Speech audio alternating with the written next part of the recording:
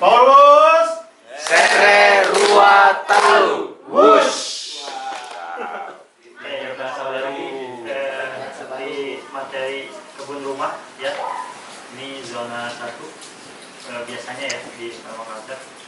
Bercocok tanam ramah lingkungan mulai dari rumah. Nah, jadi memang di di permakultur ini di zona 1 ini juga cukup penting atau sangat penting malah ya, karena di situ biasanya tempat dengan intensitas yang tinggi dan frekuensi yang tinggi ya, karena kaitannya dengan pemenuhan kebutuhan dapur, dengan kebutuhan sehari-hari untuk keluarga dan untuk kita. instruksi. Foto tadi harusnya nggak ngasih tuh. Nah, ini fotonya. Udah mirip kok. Itu saya dulu. Belum pakai kacamata ya. Sebelum berkebun ramah lingkungan. Iya. Nah ini ada sedikit ini masih sama sebenarnya kemarin juga udah diingatkan kembali ya. Jadi menanam ini merupakan amalan di sisi Allah terkait dengan ketika ada makhluk ataupun hewan lain yang memakan tanaman kita, itu adalah sedekah gitu ya, mau sekecil apapun. Atau misal ada orang yang datang ke kebun kita untuk sekedar bertukar tanaman, untuk sekedar meminta tanaman, itu juga merupakan sedekah buat kita juga amal soleh. Nah ini juga hadis masih sama yang kemarin tentang tanah. Barang siapa yang menghidupkan tanah yang mati, maka di sana ia akan memperoleh pahala. Dan tanaman yang makan binatang kecil seperti burung atau binatang liar, maka hal itu menjadi sedekah baginya. Ya. Jadi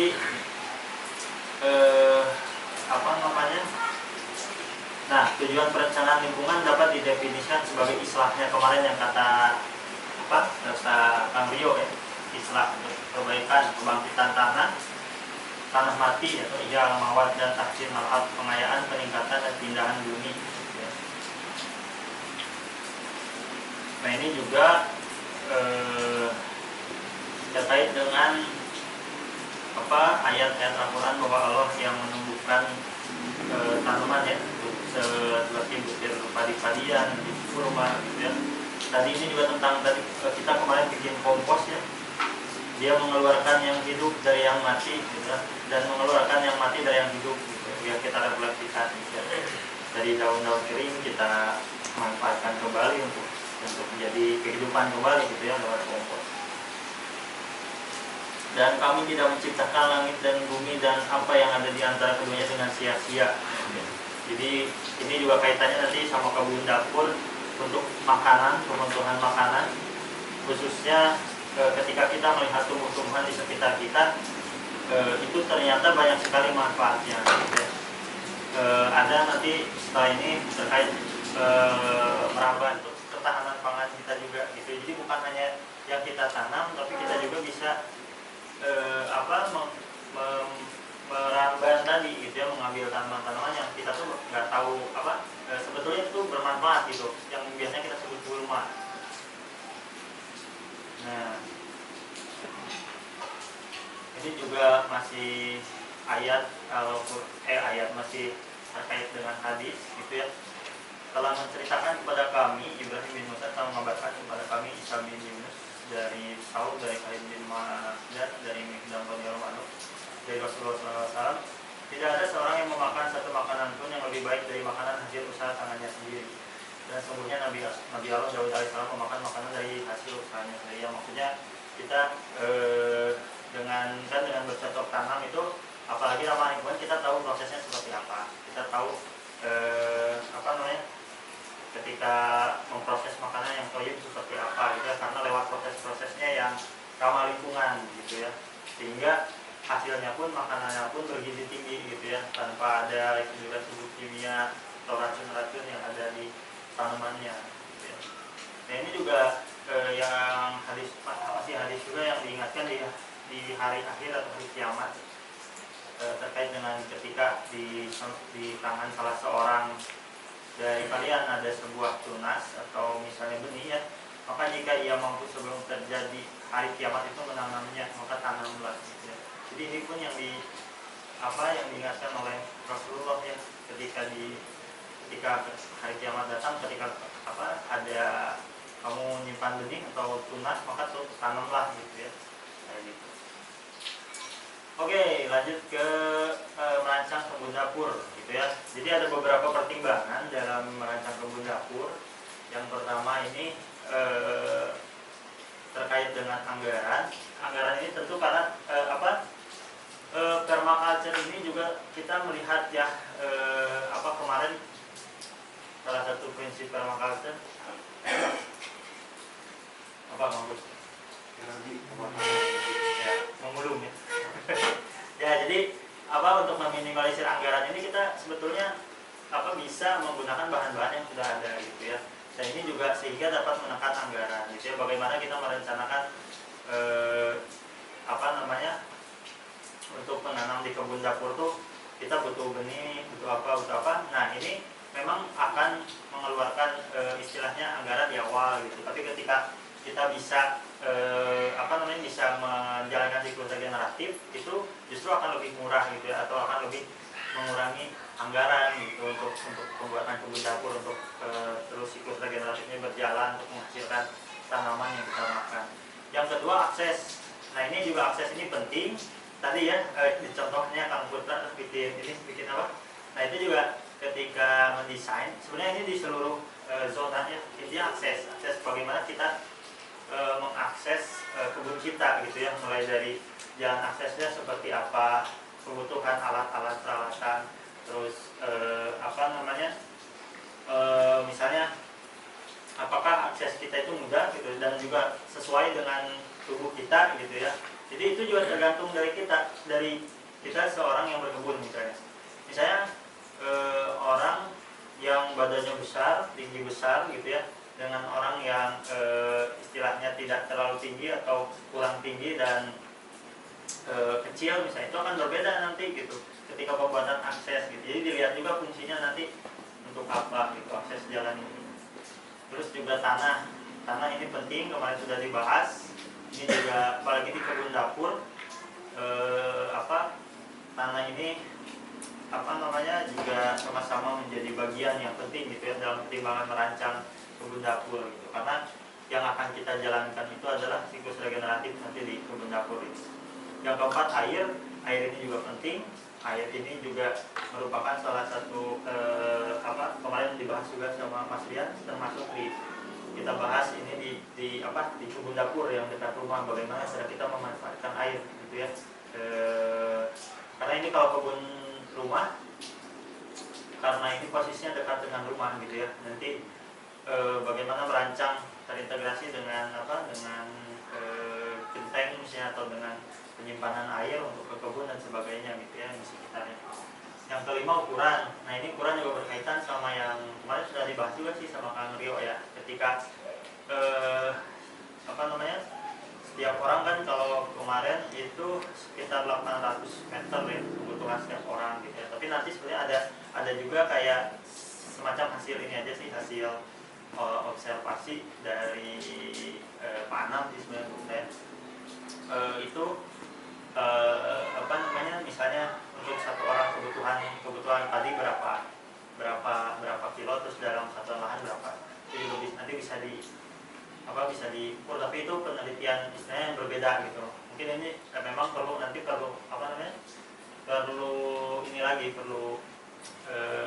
pengamatan lagi gitu.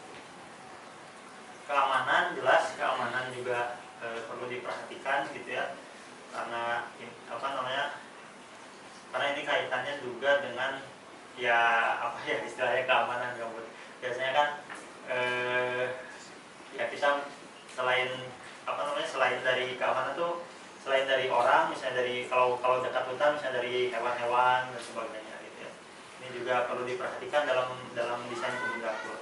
Yang ketujuh, style atau model. Nah, ini model atau style ini bisa disesuaikan gitu ya, sesuai dengan keadaan lokasi. Nah, ini zona nanti dibahas sama Mas Riwi ini. Cuma saya ingin kasih highlight yang nomor 1 gitu ya. Jadi di zona 1 ini paling dekat dengan zona 0. Zona 0 ini rumah gitu ya, pusat kegiatan. Nah, sehingga waktu dan frekuensi atau durasi kita di sana itu dua-duanya tinggi gitu ya. Karena kita misalnya bangun dari tidur, kalau kita mau langsung berkebun itu depan rumah misalnya, ataupun kita mau manen untuk dapur itu depan rumah kayak gitu. Nah ini salah satu model rancangan rice bed atau bedengan gitu ya untuk kebun rumah misalnya. Ini juga perlu memperhatikan penempatan bedengan, banyak bedeng, ukuran dan ruang, pertimbangan material gitu ya. Ini pertimbangan material juga sama disesuaikan dengan lebih bagus itu memang apa yang ada di sekitar kita gitu ya. Kayak tadi misal Kang Dede, itu ada bambu gitu, bisa dimanfaatkan gitu untuk membuat bedengan. Oh ini ada ban bekas, kita manfaatkan ban bekas. Oh ini ada apa. Jadi ini juga menjadi pertimbangan dalam merancang rice bed. Ukuran dan ruang tadi disesuaikan dengan kita ya, ada pola juga di tubuh kita, biasanya disebut ergonomis tubuh gitu ya, bagaimana kita ketika rancangan itu disesuaikan dengan gerak tubuh kita, dengan gerak indera kita gitu ya. Ini contoh saja, ini material gitu ya, ini ada palet bekas misalnya, atau misalnya ada kayu-kayu bekas bisa dibentuk seperti ini gitu ya, ataupun bisa menggunakan kalau ada banyak batok kelapa menggunakan batok kelapa gitu ya, atau misalnya tadi ban atau pakai bambu gitu ya. Tujuannya ini juga untuk untuk mengurangi ketika diberi penyangga atau diberi tepian gitu ya, tepian ini akan mengurangi tercucinya bahan-bahan organik. Tercucinya itu maksudnya karena misalnya ketika ada air licin itu apa ya, tercuci ya, licin itu kayak mengalir begitu aja gitu ya, sehingga kita bisa membuat juga bedengan-bedengan seperti ini gitu ya. Kalau di kebun rumah karena jaraknya dekat. Ini juga ide kebun dapur, misalnya bisa menggunakan keyhole di sini. Keyhole ini merupakan salah satu pendekatan yang ini juga terkenal di permaculture ya, karena ini juga mengintegrasikan kompos on site dengan bedengan gitu ya, dan juga tingginya bisa disesuaikan dengan tubuh kita gitu ya, ergonomis kita. Kenapa disebut keyhole? Karena ini seperti lubang kunci gitu ya. Jadi ketika kita ada bahan organik tinggal memasukkan ke dalam wire ini misalnya, atau bisa bambu atau bahan-bahan yang berongga gitu ya. Ini nanti bahan-bahan organik dimasukkan ke sini gitu. Ini lapisan-lapisan ini bisa tadi lapisan hijau dan coklat gitu ya. Ini di sini atasnya kompos gitu ya, sehingga bisa jadi seperti ini gitu ya. Ini lubang kunci. Di sini kenapa? Di sini juga banyak ketika dibuat seperti ini, kenapa ada ininya ya? Ada overhead view nih. Apa ini? Nah, ini akses kita nanti, jadi bisa mengakses ke semua tempat. Kalau lingkaran aja kan bisa harus muter gitu. Kalau ini akses dikasih akses jalan gitu. Jadi ketika ke depan dapat, ke pinggir dapat, ke sebelah dapat gitu. Ini juga contoh sama masih rice bed juga, ide-ide bedengan. Ini kalau lahan sempit ya, memanfaatkan ruang gitu ya dengan vertikal gitu ya. Kalau lahan sempit ya dekat dengan kita bisa mengintegrasikan ini gitu ya, di tembok rumah ataupun di dekat rumah. Ini juga sama, trellis ini untuk tanaman-tanaman yang merambat biasanya gitu ya. Nanti tergantung tanaman juga trellisnya ya, tergantung jenis tanamannya yang merambatnya seperti apa. Ini juga wicking bed. Ini pendekatan minim air, salah satu pendekatan minim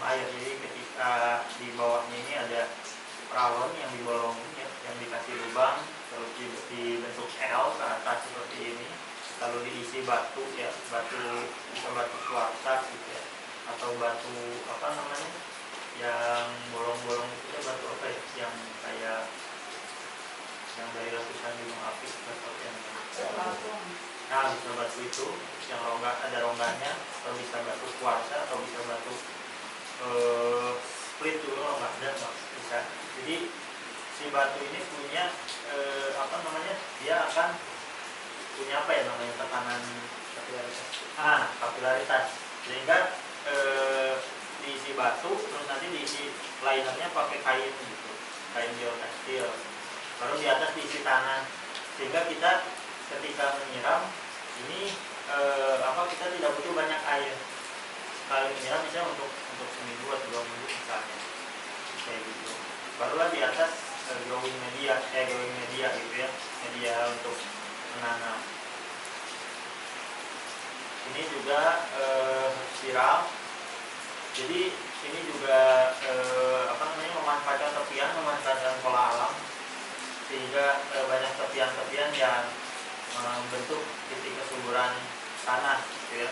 Dan ini juga sebenarnya meniru bagaimana ketika di lahan datar itu meniru bukit gitu ya, sehingga semuanya ada. Jadi semua tanaman mulai yang dari tanaman yang butuh sinar banyak sampai yang butuh sinar sedikit itu bisa disesuaikan.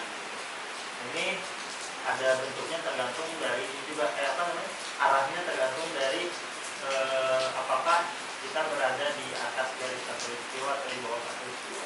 Kalau di bawah khatulistiwa berarti harusnya searah jarum jam ya, ini ya. Kalau di bawah khatulistiwa, Di bawah bisa nggak? balikannya. Kalau di atas khatulistiwa, Di atas. Kalau di bawah kan sesuai jarum jam. Southern Hemisphere itu Kalau kita counter clockwise. Counter. Kalau di bawah, Kalau di bawah. oh berarti benar di bawah ya? Benar dari bawah. saya tengah-tengah. Oh gini Tengah-tengah cuma kalau Jadi dia muter balik. Kita lintang selatan kan? kita punya tuh bentuk Lintang selatan kan? bentuk keyhole-nya, bentuk cross spiral-nya itu gini sebaliknya. Berarti Dari atas tuh dia Kebalikan kebalikan ini. yang itu ya. Kebalikan yang itu ya. Ini dong. Oh, yang ini enggak benar. dong. Ini clockwise. Ini clockwise ini. Ini clockwise di dua ini. Ini clockwise ya? Iya. Karena dari atas kan begini. Iya. Berarti dari atas hitungannya. Coba di atas ini Di atas gitu. Itu kenapa ya? Itu karena posisi kita Di selatan. di selatan.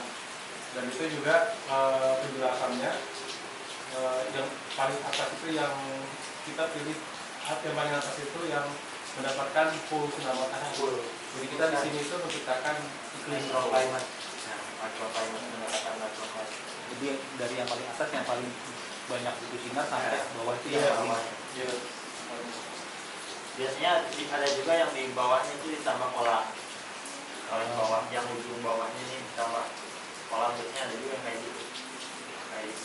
Jadi air yang dari atas ke kolam. bisa kalau si overflow-nya ke bawah di kolam.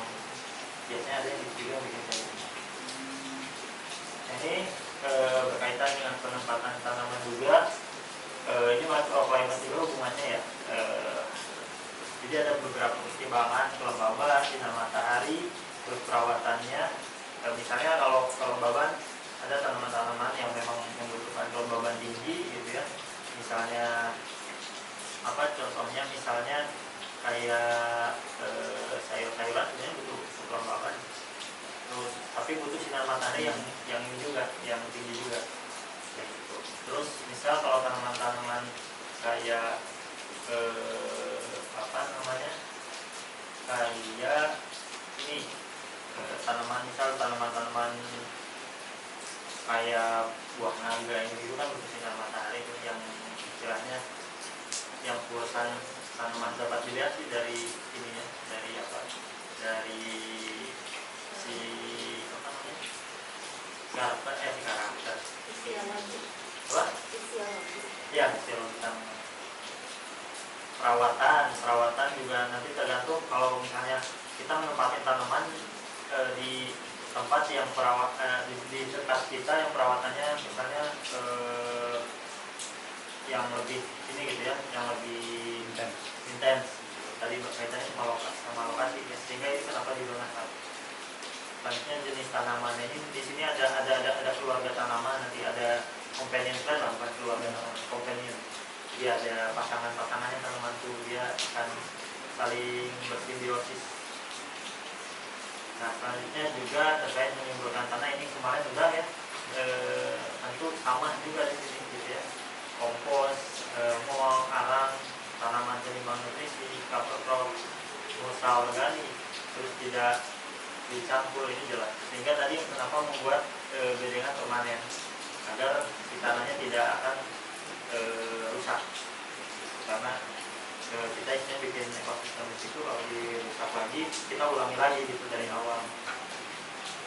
Nah ini juga bisa dilakukan di kitchen garden, menanam nitrogen fixer, memperbaiki kesuburan tanah. Ini biasanya kelompok polong-polongan gitu ya. Ini banyaknya kacang-kacangan gitu ya. Itu ada telang, kacang panjang, kacang buncis, kacang tunggak, kacang tanah, kacang merah, hijau, kompli juga ya.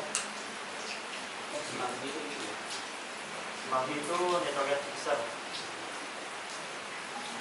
Ini nanti bisa, kalau ada nitrogen pasti butuh nitrogen fixer gitu ya, karena kebutuhan pertama. Memberikan mol juga itu termasuk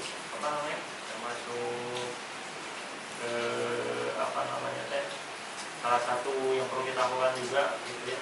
Apalagi di kitchen garden misalnya, karena di situ intensitasnya tinggi tuh, si siklus nutrisi itu muter juga, di situ banyak muter, lebih cepat muternya gitu dibandingkan dengan yang di nanti ada zona 3, 4, dan 5 dan zona 5, 6 saya forest sebagainya itu lebih ke perennial banyak gitu, lebih ke tanaman pohon. Ini memberikan kompos, pasti memberikan kompos di lingkungan dapur, untuk tanah dengan mulsa juga sama. Pengendalian hama terpadu ini juga nanti dibahas oleh Mas Dewi ya. Sehingga memang bunga-bunga ini perlu juga ya, tanaman refugia. Selain itu juga untuk mendatangkan penyerbuk, terus pestisida nabati ataupun jamu-jamuan gitu ya, jamu nabati gitu ya. Kalau dari rumah tangga limbahnya misalnya biasanya karena sering masak pakai kulit bawang sama misalnya ada sisa cabai gitu, itu juga itu juga bisa dimanfaatkan gitu. Atau misalnya ada banyak sisa-sisa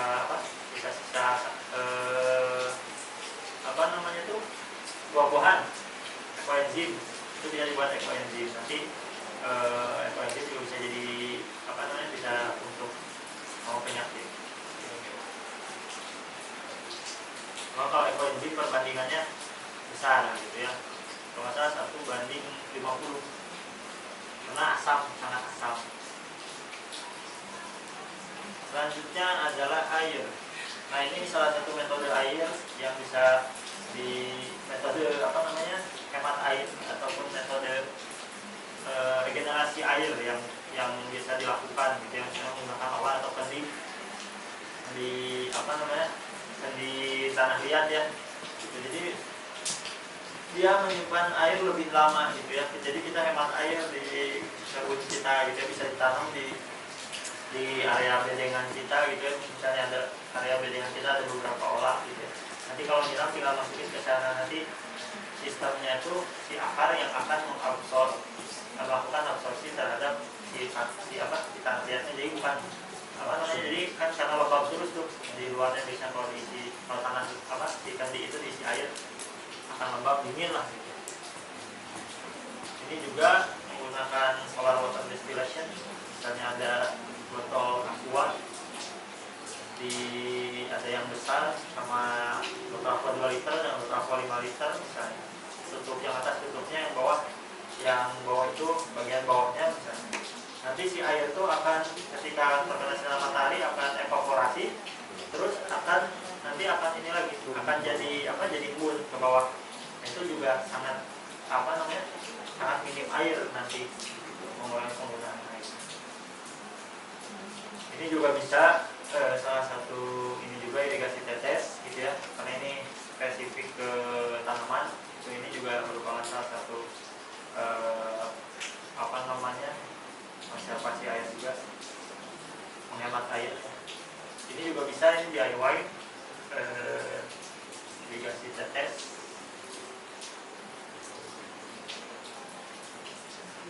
Selanjutnya ini rain garden.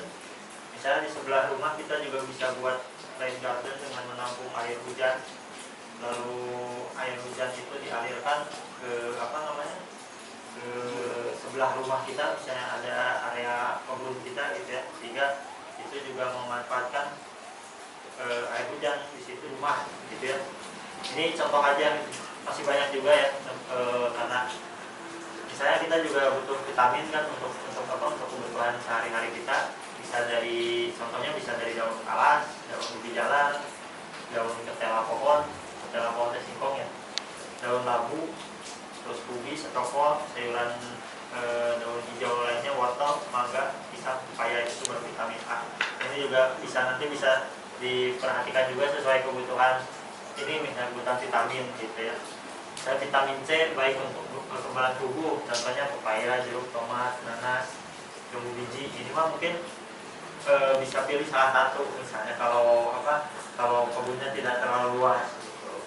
Yang misalnya perennialnya apa, yang perennial tuh yang berumur panjang gitu, yang bisa berkali-kali kita panen gitu. Lebih dari lebih dari 1 tahun gitu, misalnya.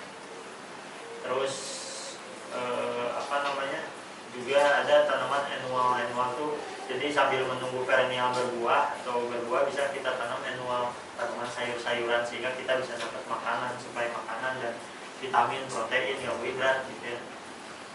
Nah, protein di sini ada kacang-kacangan ya, kacang tanah, kacang polong, buncis, singkong, biji semangka, ubi pisang, kacang mete, kemiri, jamur gitu ya. Itu bisa juga di sekitar rumah kita gitu ya, menanam tanaman itu. Terus untuk karbohidrat bisa dari beras, bisa dari jagung, ubi jalan, ya, kentang, alpukat, kelapa yang udah tua, nangka, banyak ini. Terus ini lemak dan minyak, kita butuh juga lemak dan minyak, baik untuk kulit dan rambut, kayak alpukat misalnya, susu kalau punya gitu ya, kambing atau sapi, coklat, kacang tanah, kemiri, biji mentega gitu. Terus juga zat besi, ini bisa dari sayur-sayuran seperti bayam, lobak gitu ya. Kalau buah-buahnya semangka, pisang, apel, rebung bambu kalau ada pohon bambu sekitar rumahnya. Ini banyak juga daging, misalnya di sekitar rumah juga kita bisa bikin kolam gitu, kolam ikan, kolam kecil gitu ya. Nanti kita bisa panen ikan dari situ gitu ya. Sebagai sumber protein gitu ya. Telur bisa, kalau memang di zona 1 bisa saja ada juga kandang ayam gitu, kalau memang kebun pangan dengan kandang ayam ya. Tapi kandang ayamnya disesuaikan juga gitu dengan si kebun sekitar rumahnya. Atau memang kalau misalnya kandang ayam sudah lebih baik nanti di zona 2 misalnya gitu. Karena misalnya berkaitan sama ini kalau hanya luas ya, tapi ini juga ini opsional sih di kebun rumah. Jamur, ini bisa jamur, terus herbalan pasti gitu ya. Bumbu-bumbuan yang herbal itu pasti perlu ada, seperti cabai, jahe, bawang putih, merica, ketumbar. Ini bumbu-bumbu dapur lah. Itu juga bisa ditanam di kebun rumah.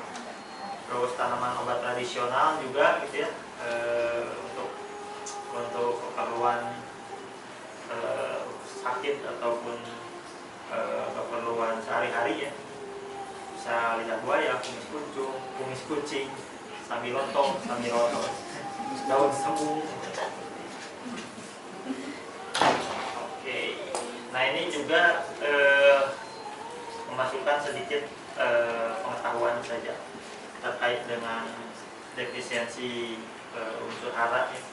Jadi kita bisa membaca bahwa tanaman itu ketika kekurangan unsur hara itu seperti apa ya, lewat warna dan juga penampakan, bukan penampakan yang lain, penampakan daun yang ada di ini, di kebun kita gitu ya.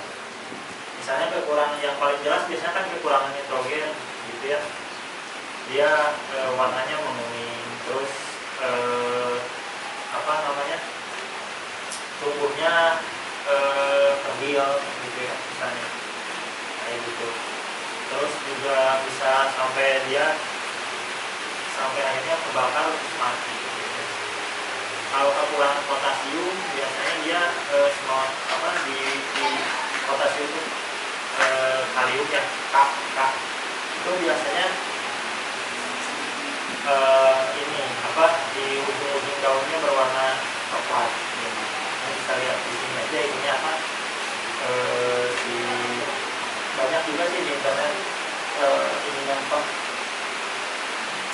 indikatornya ya. Nah, ini juga perlu kita perhatikan, nanti kaitannya sama memberikan ini mol gitu, memberikan mol dan VOC. Nanti kaitannya kalau misalnya kekurangan nitrogen, berarti kita bikin VOC atau mol yang ada kaitannya sama nitrogen. Misalnya kita bisa tadi pakai kompri gitu ya, misalnya mol campur kompri gitu, atau misalnya nanti bisa mol campur mol campur kayak gamma gitu ya, terus hidropera itu kan nitrogen, sumbernya nitrogen, jadi tinggal kasih ke tanaman. Kurang kalsium itu dia tanamannya jadi hijau tua gitu ya. Terus si pucuk daunnya bisa mati gitu, itu bisa kurang kalsium gitu ya. Kayak kita kurang kalsium kan tulangnya jadi letoy gitu ya, sama tanaman juga kayak gitu. Nah itu bisa sumber kalsium bisa didapat dari misalnya pecahan telur gitu ya, cangkang telur gitu ya. Kekurangan ini misalnya kekurangan magnesium gitu, bisa dikasih dolomit gitu, atau kapur gitu. Kayak gitu. Kekurangan fosfor misalnya bisa dilihat di pinggirnya jadi dark green gitu ya, di pinggir daunnya gitu ya, atau dia menjadi keperakan gitu ya di bawah daunnya. Itu bisa dikasih misalnya ini, bisa dikasih gedebok pisang gitu, nanti bikin mol dari gedebok pisang gitu. Nanti karena di situ ada sumber fosfornya. Nah, ini juga yang kemarin dibahas, pengaruh keasaman pada ketersediaan hara. Jadi kenapa kayak kita menjaga pH 7, baiknya kan standar pH itu 6,5 sampai 7 ya, karena ketersediaan hara di situ di situ semua di tengah itu 6,5 sampai 7 itu dimana ketersediaan haranya ada semua lagi optimal gitu. Kalau 4 juga ada ketersediaan hara gitu, cuman nitrogennya kecil gitu.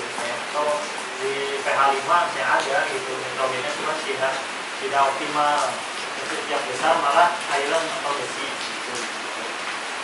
Jadi kita bisa tahu mempengaruhi keasaman pada yang mempengaruhi unsur hara itu bisa juga kita lihat dari keasaman, lewat pengamatan keasaman juga bisa saja gitu. Tapi memang nanti ada indikator lagi. Ini hanya salah satu indikator.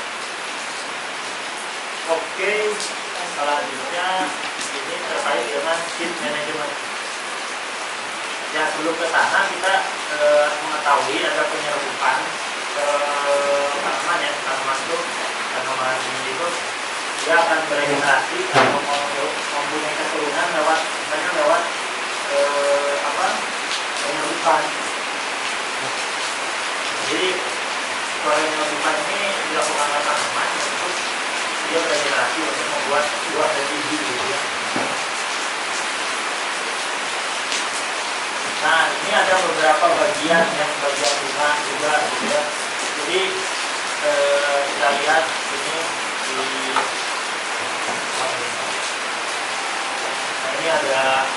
vakuman, ada itu pelajaran SD gitu ya, dan kelompok bunga, terus ada benang kayu mah bagian dari jantan, itu benang kayu alat kelamin dasarnya lah di putih gitu ya, di napal gitu. Nah nanti kalau tahu ini ada kaitannya juga karena ada tanaman-tanaman yang misal dalam satu tanaman itu dia ada jantan dan betina atau ada yang salah satunya. Nah ini tadi ya, tanaman yang berbeda menggunakan teknik penyerbukan yang berbeda untuk menghasilkan biji. Contohnya ini kacang-kacangan, selada, tomat, kol, dan cabai. Contoh tumbuhan yang memiliki alat kelamin betina jantan dalam satu bunga. Jadi kalau tanaman-tanaman ini dia punya jantan dan betina dalam satu bunga tuh kayak di sini gitu. Kalau labu, melon, mentimun, dan jagung dia memiliki bunga jantan dan betina terpisah gitu. Pada tumbuhan yang sama tapi terpisah gitu. Dan di atas sama di bawah. Kalau yang selanjutnya itu yang terpisah, misalnya pepaya gitu. Kalau ada jantan dan betinanya misalnya. Nah ini smart idea. Jadi semakin banyak serangga itu akan di kulit kita itu akan lebih baik ya untuk proses polinasi atau penyerbukan. Jadi juga dapat menyebabkan better quality, yaitu lebih bagus kualitasnya gitu ya, kualitas jenisnya nantinya gitu ya.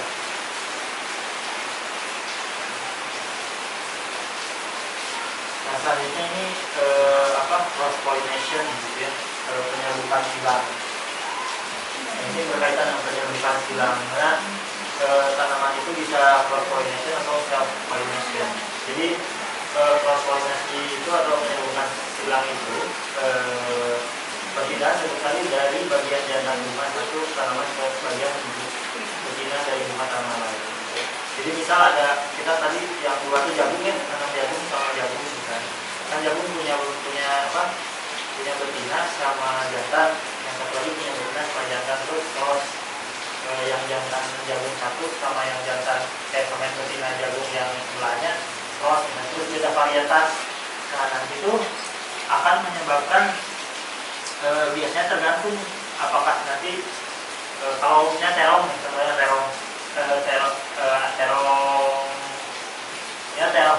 bulat sama terong ungu itu bisa bersilang gitu. Karena masih satu tanaman terong, cuman beda varietas. Nah itu nanti hasilnya kelihatan, misalnya terongnya jadi ungu bulat atau misalnya jadi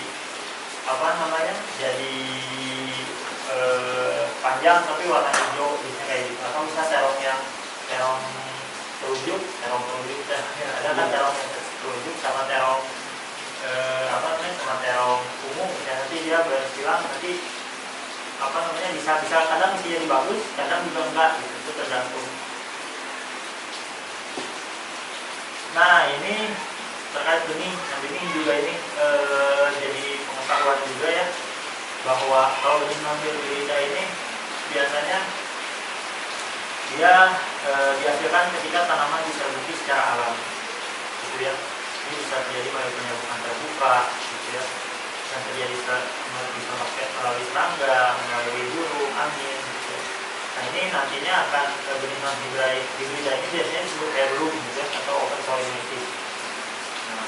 Jadi udah ada beberapa varietas telah ada selama berabad-abad. Jadi ini yang istilahnya benih inilah benih non-hibrida itu jadi memang murni lah tanpa ada campur tangan manusia dan sebagainya.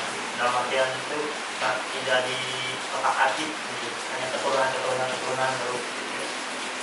Nah benih hibrida ini dibuat ketika dua varietas tanaman berbeda disilangkan untuk penyerbukan atau untuk membuat varietas baru. Jadi ini biasanya kerjaannya ya orang ini biasanya dulu waktu kuliah gitu ya, kayak bilang cuman ini juga memang sebenarnya kalau lebih baik itu benih hibrida gitu ya, buat kalau buat apa namanya lebih sebenarnya lebih murni lah benihnya, masih varietas. Tapi sekarang juga mungkin kalau di pasaran mungkin agak susah, kecuali kita minta ke orang aslinya gitu ya, yang memang mau ini pengalaman dari dulu. Misalnya ada yang kalau di Bandung ada obat sorghum terus yang punya berapa ratus varietas sorghum di Indonesia gitu ya, berapa ratus gitu banyak. Itu dia mengumpulkan benih-benih ininya, benih-benih heirloom.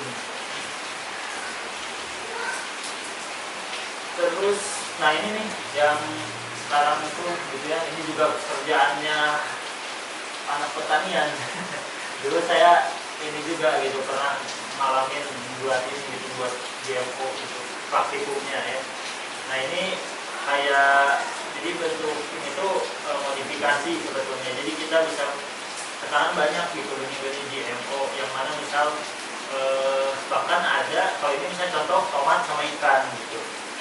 Jadi tomato gitu. Jadi si tomatnya nanti misalnya jadi tomatnya jadi kuat, jadi bagus. Kalau sekarang juga ada jenis GMO yang di benihnya tuh diinduksi oleh disuntikin lah, atau diinduksi oleh benih oleh apa namanya BT Bacillus thuringiensis. Nah itu agen hayati sebetulnya, cuman ketika dimasukkan ke situ serangga apapun misalnya yang hinggap di situ nanti bisa jadi mati gitu. Kayak gitu. Terus juga ada yang disuntikin ya ada benih GMO yang sama kayak pestisida, misalnya yang contohnya ada alpukat, kalau nggak salah alpukat tanpa ulatnya sekarang ada gitu, ataupun misal itu sebetulnya kalau di secara almiahnya alpukat itu memang bakal diulatin gitu ketika mau berbuah biasanya gitu kan ya kan ya, itu mah udah normalnya dari dulu. Bukan sekarang ada kan alpukat tanpa ulat gitu. Nah jadi sebetulnya proses itu adalah ketika si ulat ini memakan alpukat, kalau kita perhatikan lebih tadi kan sampai habis tuh. Nah itu tuh sebetulnya kotorannya tuh ke bawah jadi pupuk buat alpukat, dan itu kan paling terbaik gitu. Bahkan ada yang penelitian meneliti pupuknya ulat gitu. Itu tuh unsur hara tanaman yang paling lengkap untuk tanaman itu gitu, yang dimakan oleh si ulat itu. Kayak gitu. Jadi sekarang kan banyak dimodif kayak gitu ya. Bahkan ada yang sampai biar ya sama kayak pestisida dulu, biar si serangga yang melnya itu atau serangga jantannya itu jadi feminin gitu. Gak mau jadi kayak gitu lah pokoknya. Itu juga bahaya sebetulnya kayak gitu. Itu termasuk transgenik juga. Iya. Sama kayak transgenik GMO. Oh. Iya. Tapi dia kalau misalkan kita nanam pertama pakai benih itu gitu. Tapi ketika kita terus dapat seed lagi dia masih tetap GMO enggak? Nah biasanya kalau benih-benih gitu akan susah untuk menghasilkan turunannya lagi. Biasanya karena memang sengaja kayak benih-benih itu ya istilahnya perusahaan lagi lah gitu ya. Jadi memang sengaja sekarang tuh kalau benih-benih yang istilahnya misalnya hibrida, GMO itu kayak emang cuma buat sekali tanam gitu. Nah itu yang ya biar kita beli lagi gitu istilahnya. Itu kita kayak kor itu selama saya pernah itu belum pernah lihat gimana. Oh iya. Jadi kalau ada benih untuk mandu gitu. Iya. Kopong. Bunga ada sih. Bukan ini. Jadi dia nggak ngeluarin buah, tapi nggak berbunga jantannya itu. Ya, jadi kerjaan saya dulu. Kerjaannya. Kalau IPB Ya, dulu kan saya fakultas pertanian. Tadi saya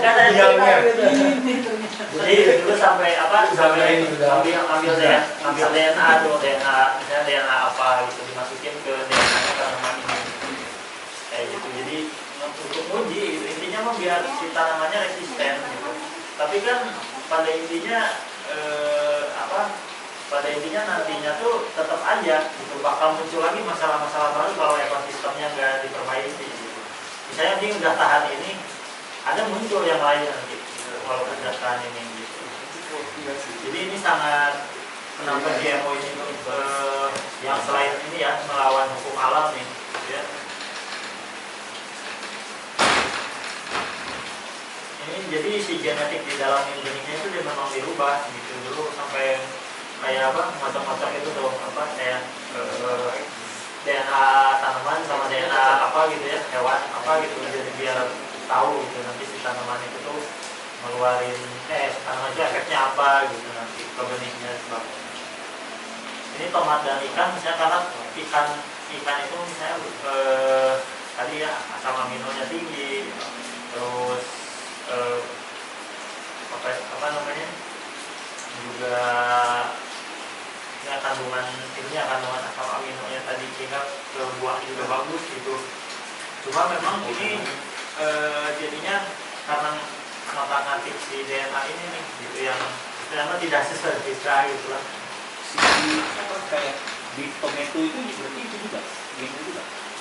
Big tomato tomat yang tebel gede. Itu tergantung sih. Saya nggak kalau big tomato saya kurang tahu. Maksudnya itu apakah asli bisa asli? Ada heirloom. Ya, ada heirloomnya berarti ya paling. Tapi mungkin memang bukan asal Indonesia sih kalau gitu. Nah jadi apa? Ininya. Kalau asli Indonesia mah itu yang tomat keriting yang begitu ya kecil. Kalau itu aslinya itu mah di apa ya Amerika gitu. Itu tomat dari luar negeri sih. Dari luar. Soalnya kan itu tahan banget tuh lama gitu tomat itu. Nah kita juga patut mencurigai ketika kita apa misalnya beli kan sekarang kalau kita lihat apa buah-buahan yang impor sebetulnya itu juga kalau saya agak curiga gitu istilahnya kok bisa setahun itu gitu dikasih apa gitu kayak gitu jadi karena memang ada juga sempat ada apa ya ada penelitian memang misalnya kayak apel gitu apel itu diselimuti lilin apa gitu ya itu juga kalau kita makan kan berbahaya gitu ini juga padahal ada cara alaminya misalnya pakai fotosintetik bakteri gitu. Jadi si tanamannya memang tetap fresh gitu. Cuman memang itu lewat tadi telur ayam sama kecap ikan itu ada bikin itu. Itu buat nge-freshin tanaman pakai PSC bisa. Ada yang cara alaminya lah bilangnya. Sama nasi untuk nasi kok Kecap ya. nasi Awet pakai mesin itu kayak mempercepat berbuah apa merangsang pembuahan jadi pakai mesin pakai telur pakai kecap ikan tapi jangan goreng itu tadi Bungkus ya? dibungkus campur air nanti kayak gitu sama cabai serok itu yang paling pertama timun itu yang paling pertama yang apa yang disain kalau tanaman sayuran yang paling akhir nah ini aja ini mas contoh yang misalnya biji tomat dan timun itu harus difermentasi dulu gitu ya untuk menghilangkan penyakitnya biasanya gitu. Ini ada caranya campur biji dan daging dengan sedikit air dan biarkan dalam mangkuk selama beberapa hari bisa akan terbentuk di permukaan dan kita buat fermentasi telah terjadi gitu ya. Kemudian belah bijinya ini ada caranya biji tomat sama mentimun harus difermentasi. Memang ada perlakuan apa untuk jenis tertentu gitu ya untuk untuk tanaman itu gitu ya misalnya kayak kalau ini biasanya ini kayaknya yang basah bisa kita dulu. Selanjutnya ini keluarga tanaman. Nah ini juga penting mengetahui ini keluarga tanaman yang umum ya, ini contoh keluarga tanaman yang umum di kebun dapur gitu ya biasanya ada Serraceae itu keluarga bunga-bungaan gitu ya. Jadi ketika nanti di area itu kita bisa menanam yang paling utama ada maksudnya salah satunya ada bunga-bungaan gitu ya seperti kanicir, bunga matahari tadi fungsinya sebagai refugia sebagai apa namanya rumah bagi serangga gitu ya terus juga rumah bagi pollinester atau penyerbu. Terus alium, bawang-bawangan ini juga bisa jadi companion. dia apa namanya, dia karena baunya gitu ya, atau baunya bisa repel itu apa mengusir. Terus seperti bayam-bayaman keluarga Xenopodiaceae gitu ya. Terus Cruciferae gitu ya, kelompok bunga seperti kayu gitu ya, seperti brassica, sawi atau cabai-cabean, selat-selanum. Terus Papilionaceae, kelompok polong-polongan, kacang, legum. Terus cucurbit, timun, labu ya. Nah ini juga Mundelliferae, keluarga wortel, ini biasa yang umum di kebun ya, untuk keluarga untuk dimakan lah keluarga, tanaman di kebun dapur. Terus biji-bijian seperti padi, jagung. Oh, ada lagi bro.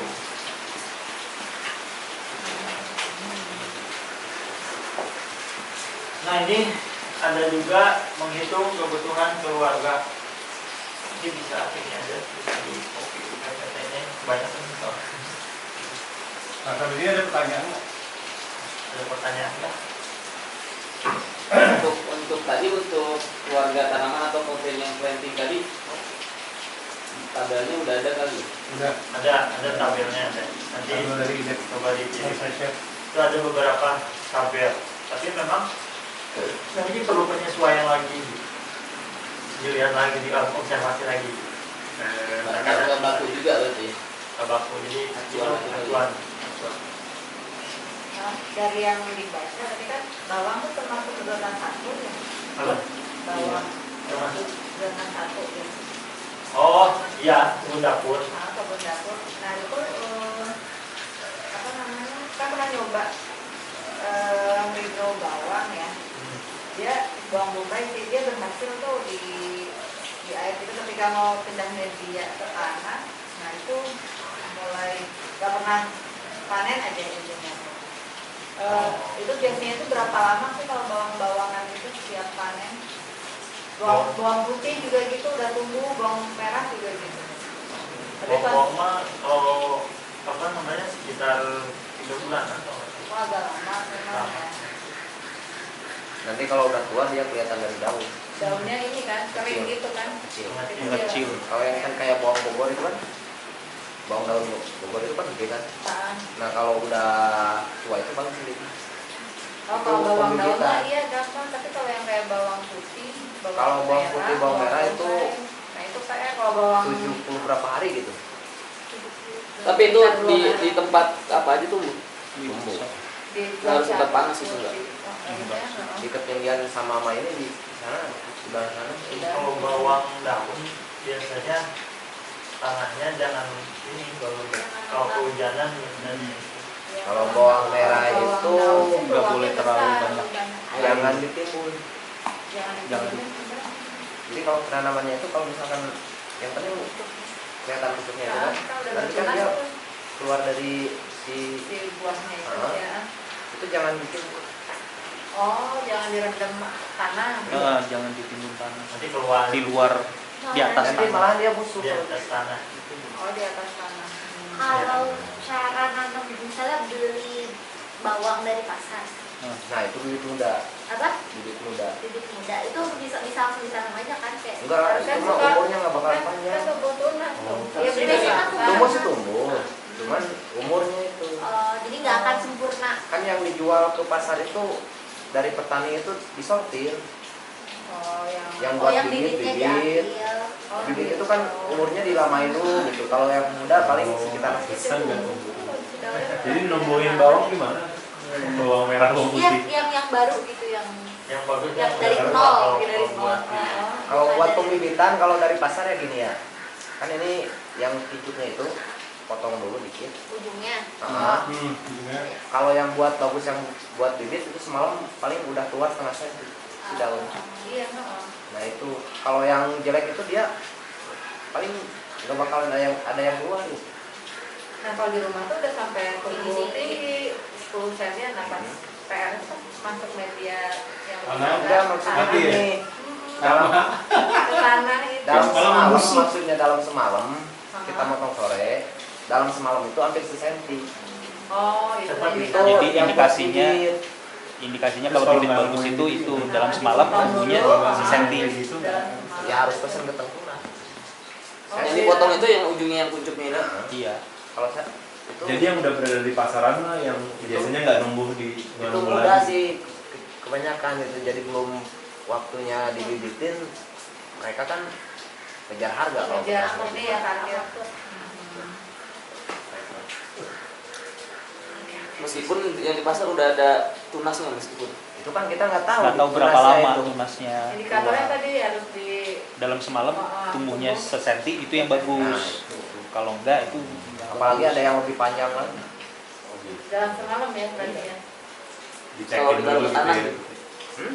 Maksudnya Dalam kondisi udah dia pakai. Enggak, misalkan kan kita potongnya di Dipotong. di air ya. baskom enggak. Ditaruh aja gitu. tumbuh dia nggak meskipun nggak di media tanam.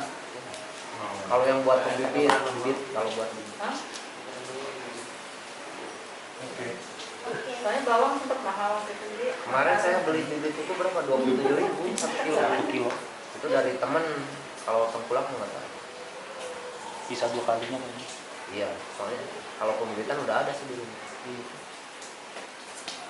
Oke, Oke. Udah bohong-bohong aja. sudah. Udah bohong beneran. Disclose. Ya, selanjutnya menghitung kebutuhan keluarga. Jadi ini juga bisa kita kalkulasikan ya, berapa orang gitu ya, ada berapa orang keluarga kita gitu ya, terus apa yang Jadi dimakan, kayak metode terus yang luasan lahannya gitu ya, berapa luasan lahan yang diperlukan, jumlah keluarga versus tanaman gitu ya. Jadi nanti memang ada untuk kebutuhan tanaman-tanaman tertentu yang bisa jam dulu ya. Ya pas lu jam 3 udah. Ini sebenarnya ada mereka kan cuma bikin konten, enggak Masih ada. masih ada sedikit lagi. Tuntaskan. Bisa minta PDF-nya ya. Iya. Boleh. Dari Nah, materi iya, bisa. nanti materi semua Nanti akan dikirim semua. Panjang waktunya, gitu, waktu hidupnya, kayak gitu. Kalau ini kan untuk keluarga ya, bukan untuk apa, bukan untuk dijual gitu.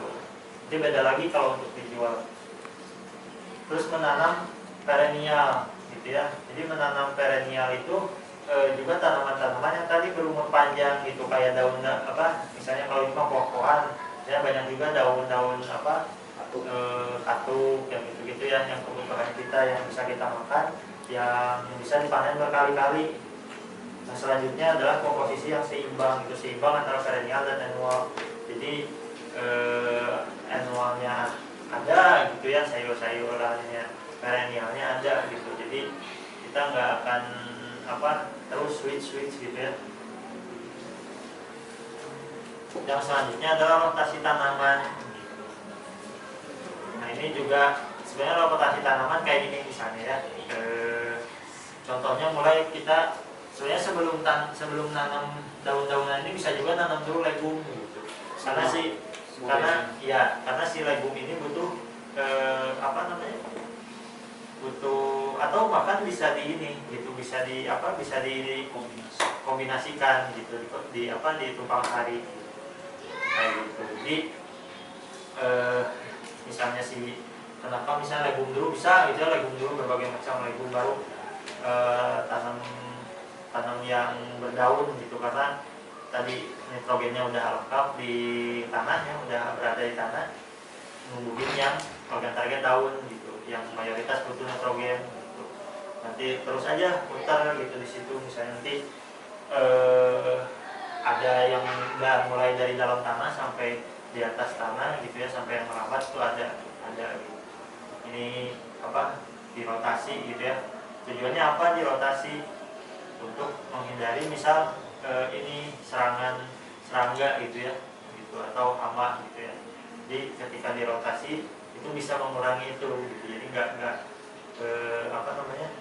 nggak akan resisten nanti si serangganya gitu, terus-terusan menghabiskan tanaman itu gitu, karena sudah terbiasa. Nah ini contoh misalnya companion plan ya. Gitu. Ini kita nanti ada tabelnya companion plan misalnya contoh. Jadi bagaimana misalnya dalam kebun keluarga itu kita mengintegrasikan beberapa tanaman gitu ya. Jadi dalam satu bedeng itu bisa beberapa tanaman gitu. Nah ini contoh kita membuat istilahnya desain kebun ya. Gitu.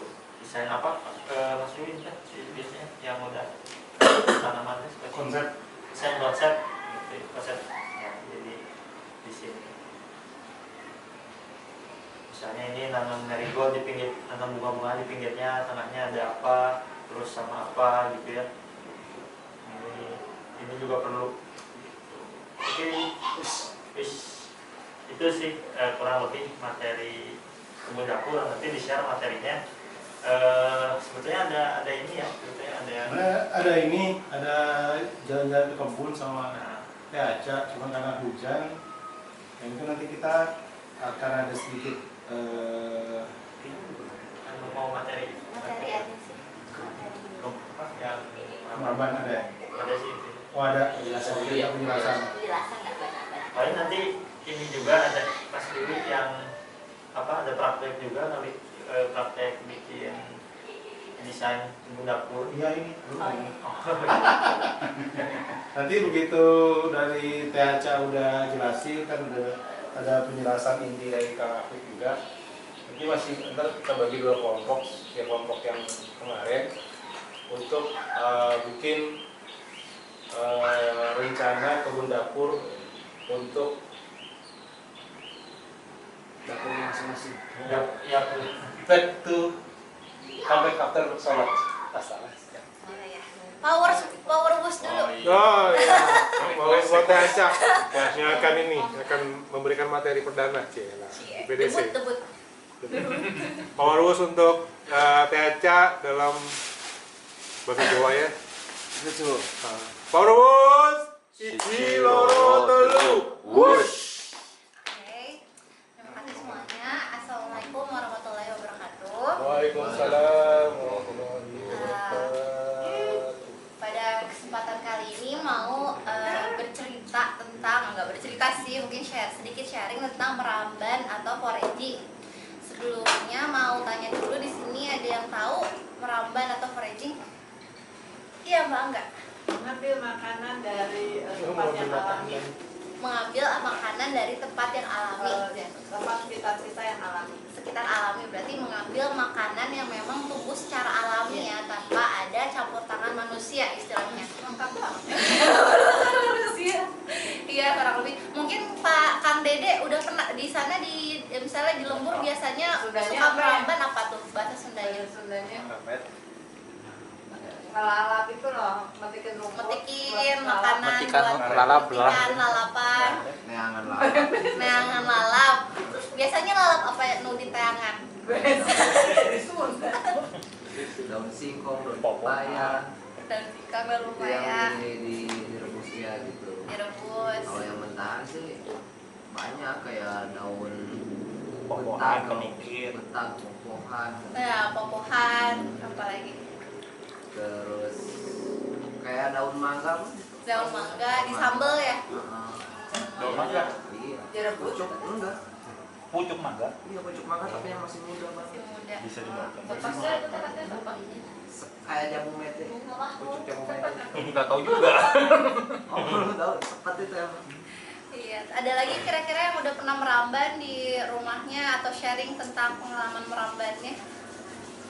Sering. Kenapa? Sering. Sering.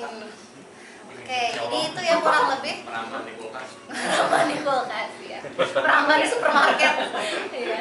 Jadi kurang lebih itu ya, meramban itu sederhananya itu kita mengambil makanan yang ada di alam, baik itu mulai dari tanaman atau misalnya jamur-jamuran, asal ada ilmunya tadi ya, harus ada ilmunya dulu. Kemudian termasuk juga binatang, misalnya kalau misalnya orang-orang berburu itu sebenarnya termasuk meramban, masuk juga kayak berburu burung puyuh atau misalnya berburu ayam hutan dan lain-lainnya.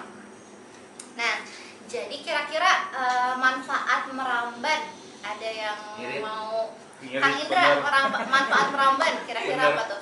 Ngambil tanaman di alam tuh kira-kira manfaatnya apa sih? Atau misalnya ada orang-orang kalau ngelihat kita meramban suka nyebutnya ngapain makan makanan ternak gitu. Hewan ternak kan rumputan biasanya kadang-kadang atau tanaman-tanaman yang tumbuh liar. Kira-kira manfaatnya apa aja? Manfaatnya lebih sehat. Lebih sehat. Kenapa tuh? Kenapa lebih sehat itu gara-gara apa?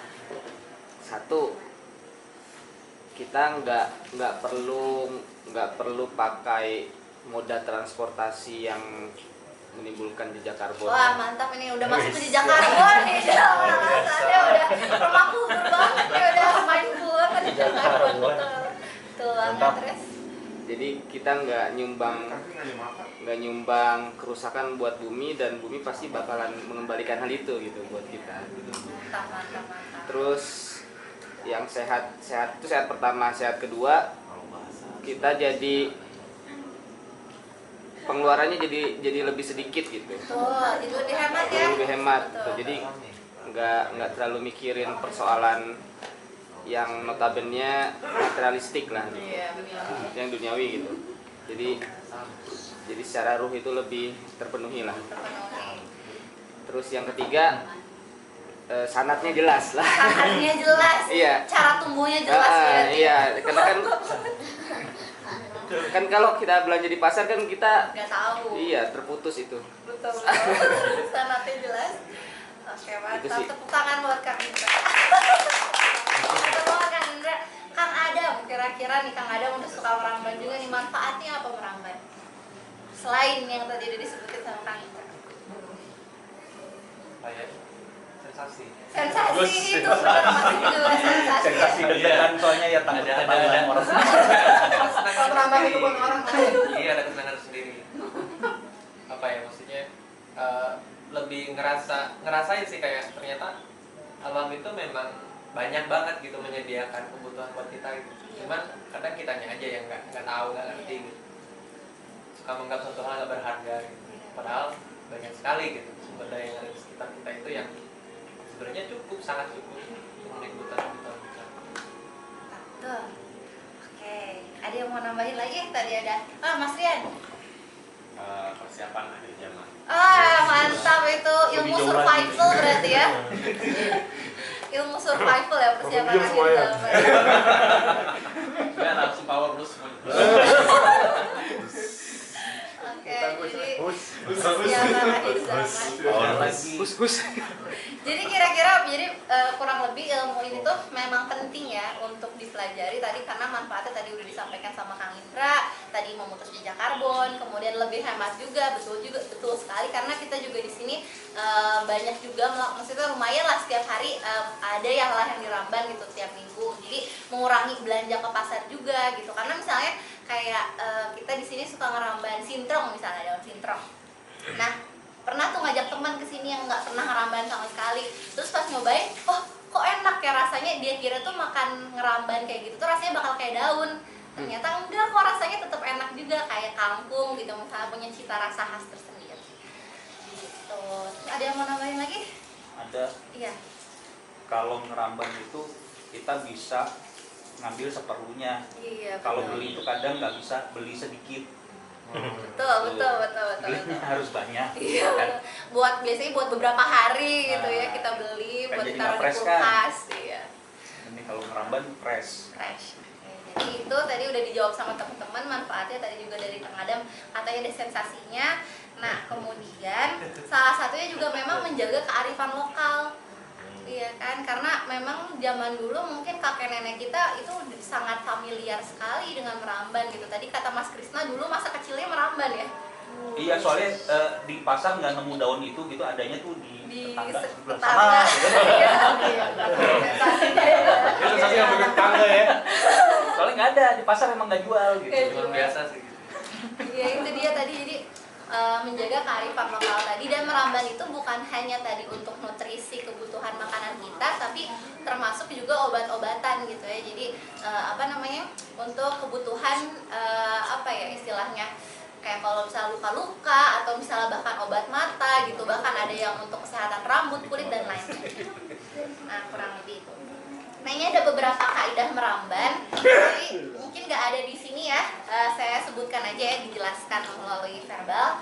Jadi kaidah meramban itu ada di sini ada 5. Pertama itu tempat, kedua itu waktu, ketiga itu ketepatan jenis, keempat itu bagian yang dirambannya itu harus tahu bagian apa yang bisa diramban, kelima itu cara panen, dan yang terakhir itu adalah cara pengolahan. Jadi misalnya contoh tempat, beda-beda soalnya. Misalnya contoh di daerah tepi air itu, yang sekitar air atau kolam itu lebih banyak biasanya tanaman yang bisa diramban dibandingkan di daratan. Kalau misalnya ke hutan gitu ya, di sungai itu tuh ada begonia, terus ada honje gitu ya, macam-macam jenisnya. Kemudian tanaman-tanaman airnya juga di sini lihat ya, azolla, tanaman-tanaman kecil yang buat di kolam ikan itu bisa dimakan juga. Kemudian eceng gondok pun dia bisa dimakan asal memang airnya bersih. Dia si bunganya itu bisa dimakan, rasanya tuh kayak kertas gitu sih, memang karena dia tipis gitu kan. Kayak kertas. Iya kayak kertas.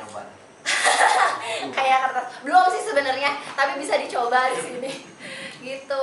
Terus kemudian tadi, nah biasanya kayak pakis juga kan di hutan, pakis. Nah beda juga ternyata yang deket air sama yang di darat. Misalnya contoh pakis yang kena banyak kandungan air itu lebih enak dibandingkan pakis yang kurang air. Katanya lebih pahit. Saya belum pernah nyoba juga sih, cuman dari belajar ternyata katanya lebih pahit gitu, kata yang udah pernah nyoba. Nah gitu. Kemudian waktu, nah beda juga musim hujan tanamannya yang diramban sama musim kemarau itu berbeda gitu kan. Kalau musim hujan biasanya yang diramban dia banyak daun-daunan karena lagi tumbuh subur kan, daun-daun gitu ya, daun. Kemudian jadi batang gitu lebih banyak diramban. Kalau misalnya musim kemarau dia udah mulai berbunga biasanya, jadi lebih banyak yang diramban bunga atau buahnya gitu nanti kayak gitu. Jadi ada apa namanya perbedaan-perbedaan di musimnya juga. Kemudian ketepatan jenis. Nah ini juga penting karena dan ketepatan jenis dan bagian yang diramban. Jadi misalnya ada satu pohon kayak contoh turi itu bunganya bisa dimakan, tapi jangan bagian yang lain karena beracun gitu. Jadi kalau misalnya kita tahu ini edible nih, jadi makan semua bagiannya, enggak juga gitu, bisa jadi ada yang beracunnya gitu. Kemudian cara panen. Nah ini juga cara panen juga penting. Misalnya mau ngeramban kelapa, dipotong kelapanya enggak gitu ya, karena emang kalau misalnya kayak kelapa, aren, kemudian apa tanaman apa lagi, kenapa? Kelapa aren itu kalau misalnya dipotong kan mereka tidak akan bercabang lagi, jadi memotong waktu hidupnya gitu, umur hidupnya itu. Kemudian yang terakhir itu cara pengolahannya, kayak misalnya tadi Kang Dede cerita daun singkong, daun pepaya direbus dulu. Pasti ada kenapa harus direbus dulu, memang harus direbus dulu ya, karena kayak daun singkong, kemudian caya, pepaya Jepang, gedi atau jordi, yang makanan-makanan yang mirip-mirip inilah, mirip-mirip ini kalau nggak direbus dulu mereka masih tinggi akan sianidanya gitu. Jadi kalau misalnya udah direbus kurang lebih 15 menit itu udah aman, sangat aman. Cuman kalau belum direbus makan mentah dia masih masih tinggi si kandungan tadi. Nah gitu, jadi kita maksudnya next aja kali ya. Di sini ada beberapa kayak sintrong. Ini ada yang pernah nyobain sumi sintrong? Kang Dede pasti ya. Hampir semua sih. Hampir semua ya, udah Masya Allah. Gimana Kang Dede rasanya sintrong tuh, kata Kang Dede, cita rasanya? Anget ya. Terus enak sebenarnya ya. Anget di tenggorokan. Daunnya tuh Daunnya, bunganya dan batang mudanya dia bisa dimakan. Bisa ditumis bisa. Tuh, lalap bisa, ditumis bisa. Dia si bunganya ini, daun muda dan batangnya itu bisa dimakan. Nah kemudian si sintrong ini tuh memang tumbuh di daerah tanah yang lembab gitu biasanya. Tanah yang lembab dan lembab lah. Dia suka tumbuh di mana-mana kayak gitu. Dia termasuk gulma juga berarti? Iya, memang ini gulma-gulma yang kadang-kadang kalau orang nggak tahu tuh suka dibersihin, diaritin gitu. Suka tumbuh di mana-mana padahal memang dia kalau dimakan enak gitu, sama kayak kangkung atau bayam lah gitu. Nanti ada gizinya dong ya? Ada dong, iya. Jadi, Gizi sintrong. Nih. bisa dijual. Bisa dijual, oke. Nih kalau misalnya sintrong ini dia ternyata kaya akan vitamin B kompleks. nih si sintrong ini, vitamin B kompleks, kemudian juga antioksidan. Sebenarnya hampir semua tanaman itu, tanaman-tanaman yang memang tumbuh sehat itu pasti kaya akan antioksidan gitu. Jadi kan kadang-kadang kalau misalnya cari nih manfaat tanaman ini, misalnya penyakit jantung, mencegah kanker gitu ya, dan lain-lain, karena memang tadi mereka punya si antioksidan ini.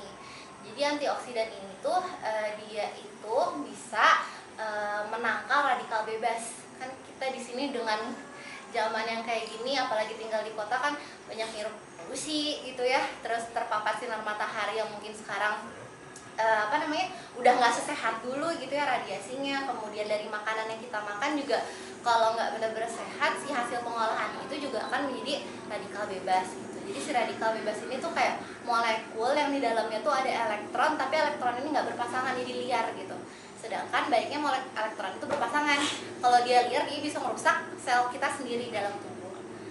Nah, tadi sintrong itu dapat dimasak jadi pecel, urap, tumis, lalap, keripik. Cuma kalau di keripik itu memang dia karena berair, mungkin ini lebih berair, jadi lebih lebih enak, kayak keras-keras daunnya, kayak daun jambu gitu di keripik. Enaknya sih ditumis enak, di pecel enak. Mungkin nanti kita cobain kali ya, kita nyobain makan si tumisan daun sintrong. Terus lanjut ya. Nah, si daun sintrong ini juga ternyata bisa mengatasi gangguan sakit perut. Gitu. Sakit perut karena? Sakit perutnya mungkin karena nggak enak perut kalau makan daun sintrong. Jadi mungkin meredakan si rasa nggak nyaman di perutnya. Karena dia ada sensasi hangatnya tadi. Ya. Kemudian ini telang ini mah udah tahu lah ya semuanya, tanamannya yang mana, bunganya yang mana. Nah, telang ini sebenarnya salah satu nitrogen fixer juga dia. Jadi kalau nanam telang, dia juga akan memperbaiki si tadi tanahnya, menambah si nitrogennya gitu. Nah, kemudian yang dikonsumsinya itu bunganya. Nah, bunganya ini tuh memang biasanya di teh ya, banyaknya di teh. Tapi selain di teh, ini macam-macam sebenarnya, bisa dijadiin macam-macam. Misalnya kalau di sini suka dicampur sama telur dadar. Jadi kalau telur dadar isiannya pakai telang gitu, atau enggak masak nasi, tukang putra suka minta nasi telang, nasi biru gitu, campur sama nasi gitu. Nah, ternyata si telang ini juga dia meningkatkan kadar asetilkolin pada otak gitu. Jadi si asetilkolin ini tuh semacam neurotransmitter yang berperan untuk menjaga kesehatan otak. Jadi walaupun dia semacam tipis, kecil gini, tapi ternyata kalau konsumsinya kita berkala gitu ya, kita konsumsi, nanti lama-lama memang pasti akan berdampak kepada kesehatan tadi, ke otak tadi salah satunya. Kalau daunnya bisa gak? Daunnya sih kayaknya nggak dimakan, bunganya aja. Mungkin ada yang lebih tahu di sini. Biasanya kalau misalnya di yang baru saya coba itu bunganya, dan setahu yang kalau baca-baca itu biasanya bunganya sih, belum tahu daunnya kalau dikonsumsi. Kalau mau coba silakan. Mau coba silakan. Masih lama nih PDB, bisa observasi. Dan satu lagi tadi, telang itu ternyata punya namanya asam linoleat yang ternyata dia punya kandungan omega 3 ya. Kayak ikan. Iya, Dan bisa dimakan mentah bunganya. iya, lebih sehat gitu mungkin ya, teh atau dimakan mentah, jadi Manis. Anti racun juga bisa. anti racun juga. Kalau ada putihnya makanan biasa. Dicuci dulu. Oh, berarti gini Mas Iqra, kalau kita makan daunnya keracunan, nah obatnya itu bunganya. bisa jadi gitu kayaknya. Penawarnya di tanamannya gitu. Oke. Penelitian lagi. Udah 3. Oh, ternyata tadi si asam linoleat ini juga dia punya sifat neuroprotektif, yaitu melindungi sistem saraf pusat. Masya Allah banget ya, kecil-kecil gini ternyata. Kecil-kecil, mantap. Nah, tadi ini bisa jadi warna alami, bisa teh, bisa dimasak dengan telur dadar. Pucuk daun muda bisa ditulis. Iya, oh ini ya, pucuk daun muda bisa ditumis, ternyata ada di sini. Bisa ditulis. Ditumis jadi sayur asem. Kayaknya semua pucuk bisa deh. Pucuk muda ya. Nah, pucuk muda. Semua. Oke, next. Mungkin ada yang mau ditambahin dari tulang ini? Ada tambahan mungkin manfaatnya atau misalnya pernah nyobain diolah jadi apa gitu. Udah konotasinya jelek. Kita next ya. Wah, fotonya nggak ada. Tidak. Siri Bumi. Oh, dibayangin. Udah apa ya Kang gimana? Oh, di kitchen garden. Iya, di Kitchen Garden. Yang Siri Bumi ini memang dia tumbuh sendiri ya. Di mana-mana biasanya mereka tumbuh sendiri. Dengan sendirinya lah. Atau biasanya juga disebut sirih Cina. Rasanya tuh ada asam-asamnya gitu. Kalau dilalap enak, langsung makan lalap langsung gitu. Dia juga enak. Ada si batangnya ada sensasi krenyes-krenyesnya gitu. Lebih watery juga dia. Nah, dia ditumbuhnya di tempat teduh dan lembab. Makanya biasanya kalau di sini tuh banyaknya tumbuh di area kitchen garden di bawah pohon kemiri karena memang di situ teduh dan lembab. Gitu. Nah, bagian yang dikonsumsi seluruh anggota tanamannya itu bisa dikonsumsi daun, batang, bahkan akarnya itu bisa dikonsumsi. Nah, untuk gizi dan manfaatnya tuh dia tuh pengurang rasa sakit. Jadi ternyata dia tuh bisa buat obat luka atau terbakar. Langsung dioles. Jadi ditumbuk terus dioles, digerus. Nah, gitu. belum pernah nyobain sih. Langsung aja petik. Iya. Kebun nggak ada ya? Ada yang di kitchen garden banyak. Ada. Oh iya, lengket-lengket. Bisa buat luka dan Luka dan luka bakar dan luka. Oh iya, hati nggak bisa ya. Wah. Buat apa obat hati? Siapa tuh yang jawab tadi? Krisna. Kelihatan nih dari kemarin. Kayak nyobati.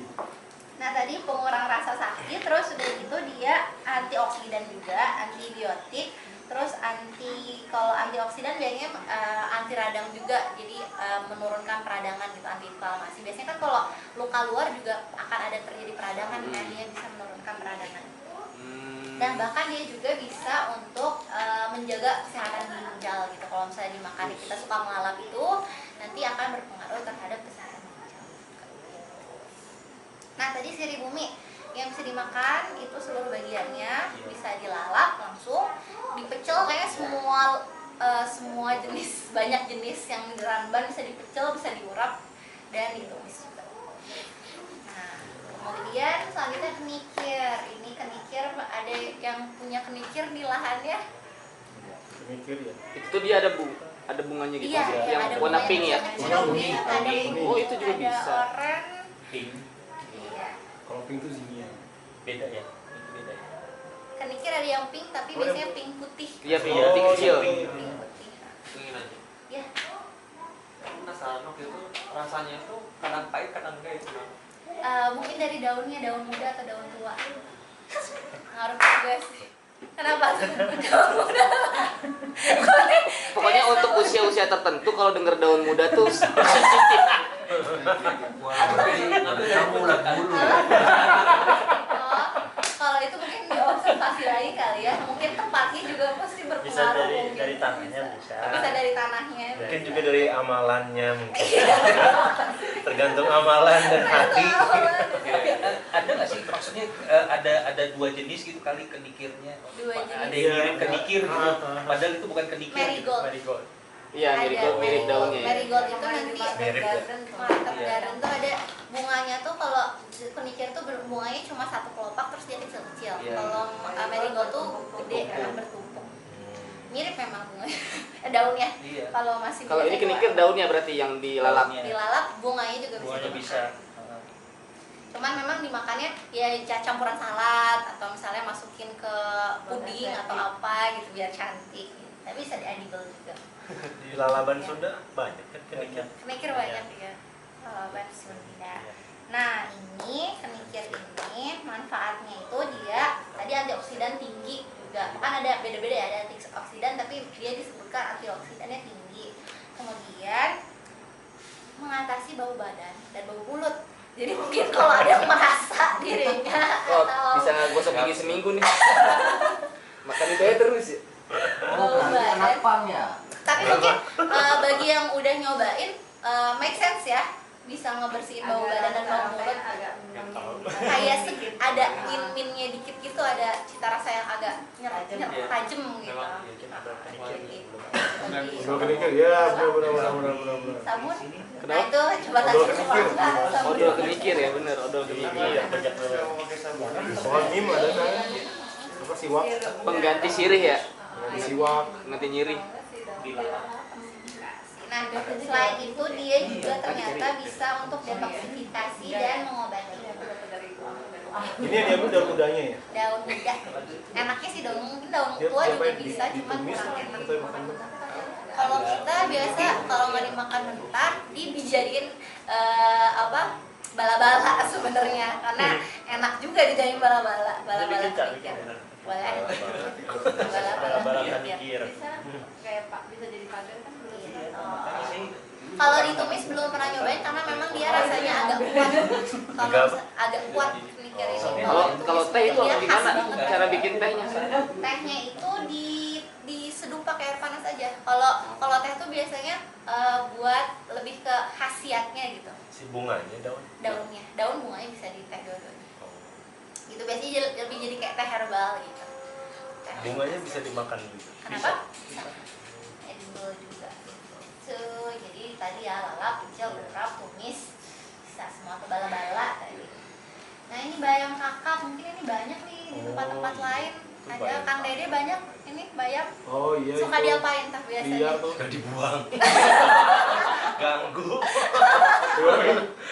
Bayam kakap.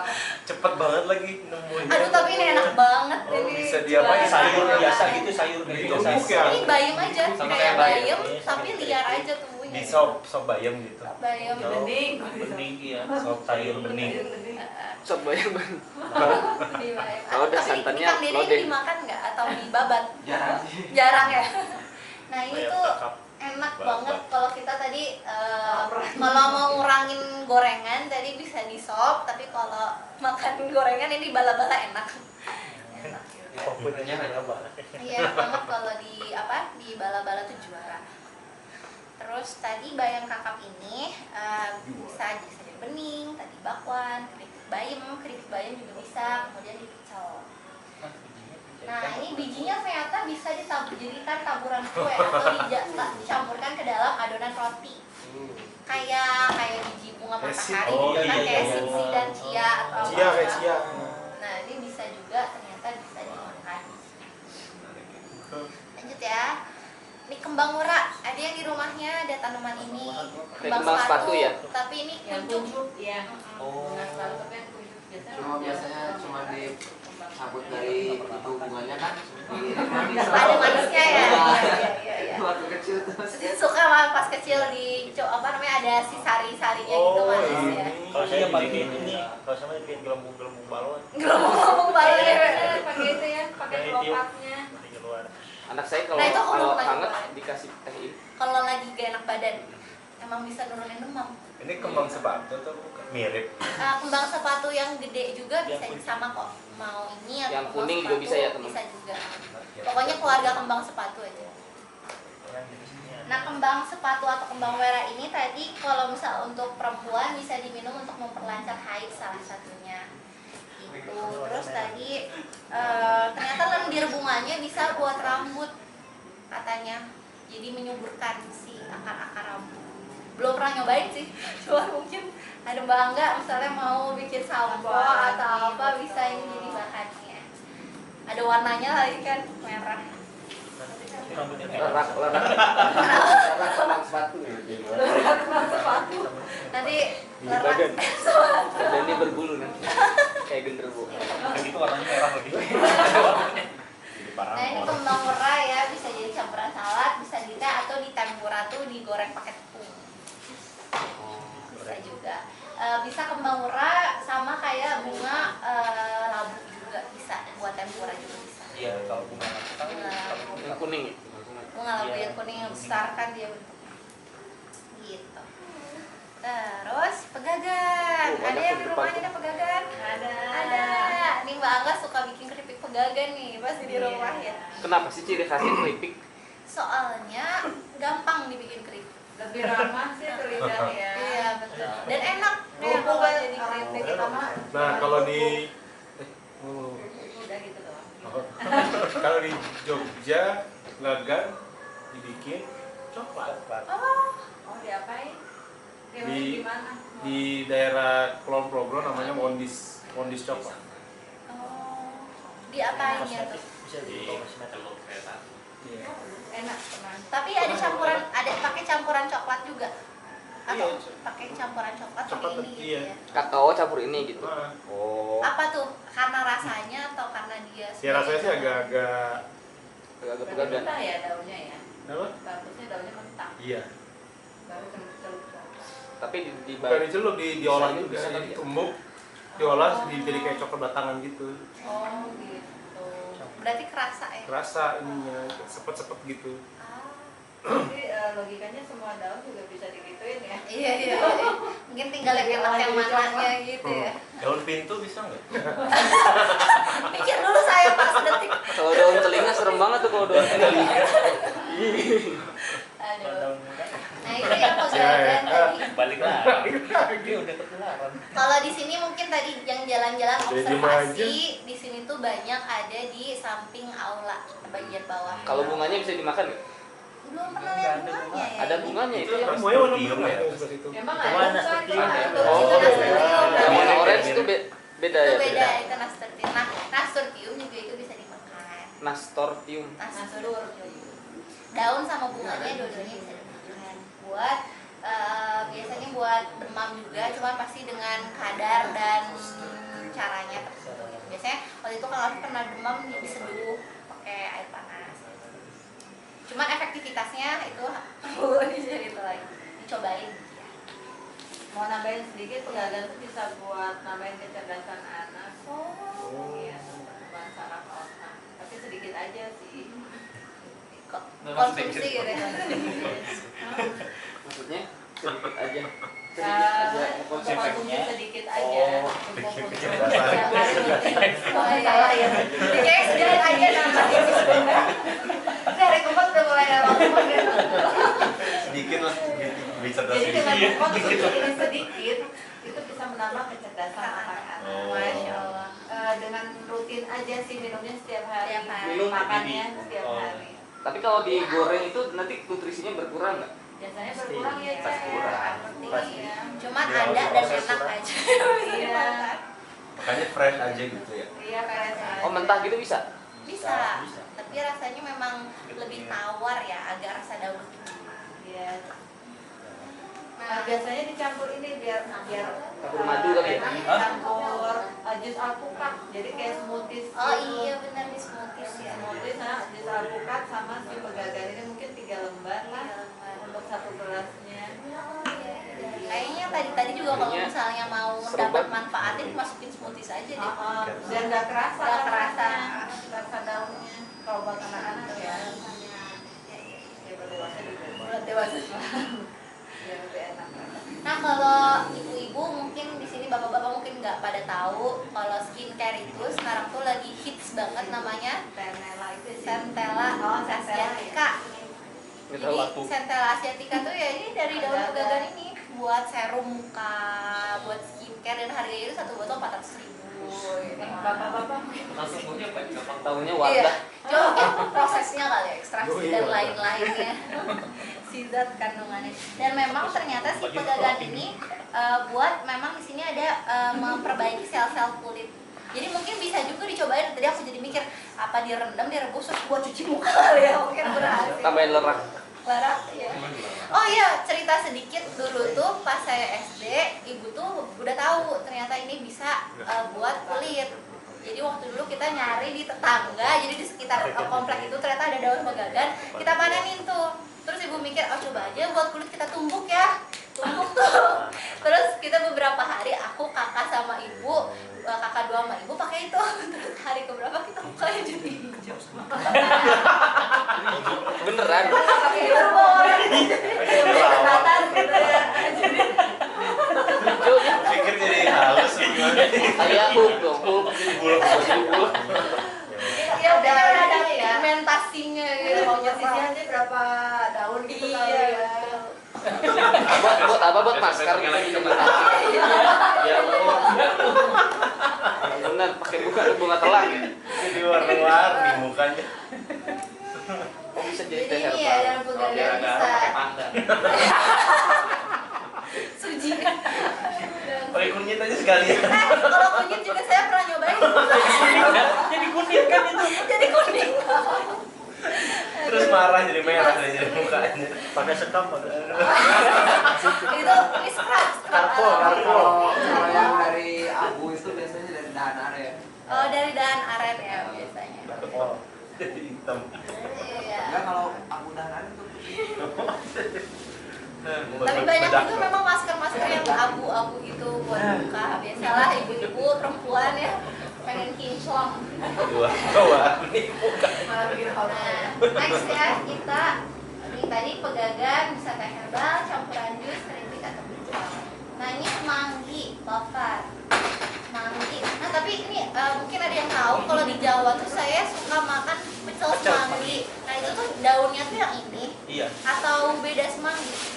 daun semanggi. Daun ini berarti ya? Iya. Iya begitu kan semanggi mana? Berarti Iya. memang butuh kayak kecambah gitu kayak Iya, banyak gitu banyak. ya. Ya saya Kayak suka toge, kayak makan toge. cuma udah nggak berbentuk gitu jadi nggak tahu Dia semanggi campuran aja sebenarnya. mana. Oh iya. Jadi iya, iya. pecel biasa terus dikasih ini, jadi Itu enak pecel semanggi. banget. gitu. Enak banget. Semanggi. Di Jawa Barat jarang yang jual, di Jawa Timur semanggi suka di pinggir jalan jual semanggi. Buka warung ini ya. Nah semanggi ini Jangan tadi semanggi. bisa jadi sayur bening, bisa dipecel, Wih, campuran omelet omelet. juga bisa. Iya, masuk-masukin aja tuh semanggi, Teh semanggi bisa. tulang. Di teh bisa juga. Kang Adam dulu pernah nyobain ya, teh semanggi. Ke daun semanggi terus ditumis juga bisa. Tuh, terus ini tadi ada tembelekan. Yang Kenapa? dibawa di lapangan. Semanggi. Iya, udah Bandang. banyak sekarang. Banyak. Yang tadi Pak yang di bawah. Ya di bawah itu sama. Di bawah beda-beda sih bentuknya, ada yang semanggi yang agak bulat gitu, ada yang bentuknya kayak tadi, macam. Ada semanggi air juga beda lagi, pegagan air. Nah ini tembelekan yang kita udah lewat ya kemarin ditanyain sama Kang Indra ya kemarin tuh. Nah ini juga tadi bisa dimakan si bunganya. Kalau misalnya daunnya, saya belum cari tahu kemarin jadi kata Kang Dede digodok dulu ya. Cuman jangan dimakan mentah karena setahu saya kalau mentah salah. kalau mentah itu ada masih ada si racunnya Ada tadi. disclaimer-nya.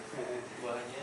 Buahnya. Oh ya kalau buahnya bisa ya katanya. Buahnya harus yang matang. Buahnya harus yang matang kemarin yang itu, Buah dan gitu. bunga itu teh berarti. Iya, coba kita Buahnya lihat. kayak apa ya?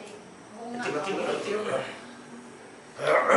Bunga. Nah ini kalau misalnya saya pernah nyobain bisa dimakan langsung atau campuran salad atau ditambah puding. Jadi puding campurin tapi memang dia ada rasa khasnya. Jadi pas makan puding kerasa banget sih rasa ininya. Gitu. Kemudian ini tembelekan. Nah selain tadi ada pegagan, ginseng Jawa juga. Dia kalau misalnya ginseng Jawa tahu ya yang mana? Ginseng Ungu ya, Jawa ungu. nanti dia tunjukin ya. Ada yang nanya. Ada itu di Yang dekat greenhouse. greenhouse sama deket duren ya. Tadi Nanti pagi. ditunjukin di deket dapur nanti ada juga. Dekat dapur juga ada. Nah, nanti kalau itu tinggal di stack aja, nanamnya gampang banget. Tadi juga itu kalau ginseng Jawa tuh bisa jadi apa aja sih sebenarnya dicampur karena dia cenderung Mentahan rasanya juga tuh enak kalau ginseng. antanan apa? Ginseng Jawa mentahan juga enak. Enak, iya dia si rasanya tuh cenderung tawar sebenarnya, tapi teksturnya tuh kenyal, jadi ada kenyal-kenyalnya dikit. Terus kalau saya mau masak campur sama apa Oh, namanya? iya, tahu. Sama omelet atau misalnya nasi goreng juga bisa pakai ginseng Jawa, atau kalau misalnya kemarin terakhir tuh bikin kaserol kayak kentang yang di oven gitu, biasanya kan pakai bayam atau brokoli, saya cobain aja pakai ginseng Jawa dan enak ternyata. Bisa dijadiin apa aja Iya, tahu. ginseng Jawa. Nah ini kalau ginseng Jawa ternyata banyak manfaatnya buat perempuan juga. Tadi ada melancarkan ASI, melancarkan haid. Dan ternyata si ginseng Jawa itu kan kenapa disebut ginseng karena akarnya mirip ginseng ya. Nah tapi bukan tanaman ginseng, akarnya aja mirip ginseng. Ginseng Korea. Bukan ginseng Korea ya. Dan ternyata si akarnya ini bisa ampuh katanya mengatasi sakit kepala. Jadi mungkin kalau ada orang yang udah kebiasa sering sakit kepala boleh dicoba tadi mengolah si akarnya. Diapain tuh? Nah, diapain? Nah, saya belum tahu, nanti cari tahu lagi. Si akarnya diolahnya gimana. Gitu tadi, mengatasi sakit kepala. kepala. Nah itu kurang lebih. Nah selain tadi ini udah selesai ya, kalau ininya udah beres, cuman masih banyak lagi sebenarnya, banyak banget. Kalau misalnya mau teh herbal misalnya, teh herbal itu ada bisa pakai daun raspberry. Ini kan misalnya nanam raspberry, daunnya bisa diminum di teh, biasanya pakai air panas. Nah kalau raspberry itu khasiatnya bagus buat perempuan, dia buat melancarkan haid, terus udah gitu dia juga untuk persalinan itu kalau misalnya mencegah terjadinya forceps yang harus disedot kepalanya itu, yang anak vakum. apa? Ini udah slide terakhir, gak ada fotonya. Daun raspberry. Daun raspberry yang merah itu. Nah itu tuh terus mengatasi gejala PMS juga dan proses persalinan tadi. Raspberry itu yang batangnya berduri ya? Iya. Oh banyak tuh di bawah berarti. Daun raspberry.